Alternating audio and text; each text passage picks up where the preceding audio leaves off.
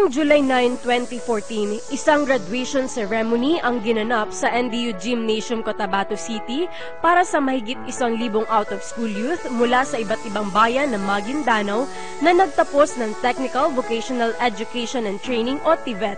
Ang TVET sa pangunguna ng Basic Education Assistance for Mindanao o BEAM ay pinangangasiwaan ng DepEd ARMM sa pakikipagtulungan na rin ng Notre Dame University.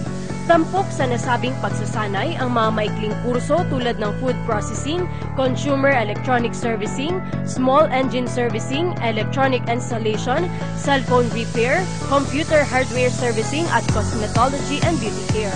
Ang BEAM ARMM ang naglaan ng 17.9 million para sa buong TVET program na inaasahang makakatulong sa skills development at job opportunities para sa mga nagtapos. Ang TVET ay kasalukuyan ding inilulunsad sa iba pang probinsya ng ARMM na sa kasalukuyang datos ay mayroong aabot sa 15,000 bilang ng mga out-of-school youth. Samantala, patuloy at buo ang suporta ng pamahalaan ng ARMM para sa programang TVET sa nais itong mabigyan ng kapasidad at oportunidad sa pananarbaho ang mga out-of-school youth upang maiahon sa kahirapan ang nakararaming mamamayan sa rehiyon. The goal of this administration is reform.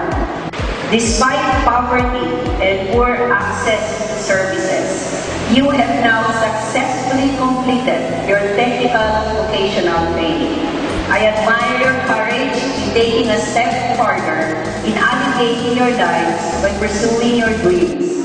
We recognize the vital role of vocational training in uplifting the lives of the people and their effectiveness to solve poverty and conflict in the region. Mula sa Autonomous Region in Muslim Mindanao at ng Bureau of Public Information, ako si Sheila May Piang de la Cruz para sa The Working ARMM Government.